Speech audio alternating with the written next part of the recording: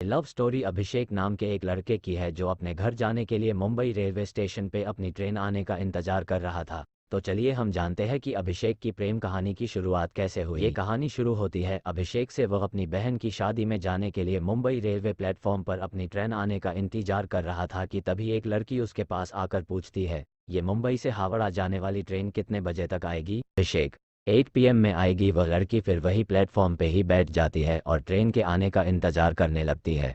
थोड़ी देर बाद रात के 8 बज जाते हैं लेकिन ट्रेन नहीं आती है। अभिषेक काउंटर पे जाके पूछता है कि थोड़ी देर से पहुंचेगी। रुला देने वाली लव स्टोरी। तब अभिषेक उस लड़की के पास जाता है और कहता है कि घना कोहरा होने के कारण ट्रेन थोड़ी देर से आएगी। वैसे आपको जाना कहाँ है? लड़की, मुझे बर्दवान जाना है। अभिषेक, मैं भी कोलकाता जा रहा अपनी बहन की शादी में। दोनों कोई ट्रेन आने का इंतजार करने लगे। दिसंबर का महीन था और ठंड काफी अधिक थी। अभिषेक ने देखा कि वह लड़की ठंड से खुद को सिकोड़ रही होती है। अभिषेक 2 चाय लेकर उसके पास जाता और कहता है, ठंड थोड़ी ज्यादा, चाय पीना पसंद करोगी? लड़की, थैंक यू। अब दोनों कोई चाय पीने लगते हैं। अभिषेक, मेरा नाम अभिषेक है, वैसे आपका नाम क्या है? लड़की, मेरा नाम अंजलि है। अब रात के 11 बज गए लेकिन ट्रेन नहीं आई। अभिषेक ने अंजलि से कहा कि चलो हम वेटिंग हॉल में जाकर बैठते हैं, यहाँ पे ठंड भी बहुत लग रही है। दोनों कोई हॉल में जाकर बैठ जाते हैं। थोड़ी देर बाद अंजलि सो जाती है। अब अभिषेक की आंखें अंजलि को ही देख रही होती है। अंजलि की गुलाब की पंखुड़ियों जैसी होठों और उसका मासूम से चेहरे को देखकर अभिषेक के दिल में कुछ होने लगा। अभिषेक ने खुद को संभाला और अंजलि की तरफ से अपनी नज़रें हटा ली। रात के 2 बजे ट्रेन प्लेटफॉर्म पे आती है। अभिषेक तुरंत जाकर अंजलि को उठाता है और फिर दोनों कोई ट्रेन में जाकर बैठ जाते हैं। अंजलि अभिषेक से पूछती है, आप मुंबई में क्या करते हो? अभिषेक, मैं एक कंपनी में सेल्समैन की जॉब करता हूँ। और आप क्या करते हो? अंजलि, मैं अभी मुंबई से होटल मैनेजमेंट की पढ़ाई कर रही हूँ। दोनों एक दूसरे से बातें करने लगे और बातों ही बातों में अंजलि ने अभिषेक से पूछा कि क्या आपकी शादी हो गई है? अभिषेक मुस्कुराते हुए कहता है, नहीं, अभी तक तो नहीं हुई। अंजलि, आपकी कोई गर्लफ्रेंड? अभिषेक, नहीं, मेरी कोई गर्लफ्रेंड भी नहीं है, वैसी कोई लड़की मुझे मिली ही नहीं। अंजलि, कैसी लड़की चाहिए आपको, जरा हमें भी बताइए। अभिषेक, बिल्कुल आपकी जैसी। अंजलि, मेरी जैसी ही क्यों?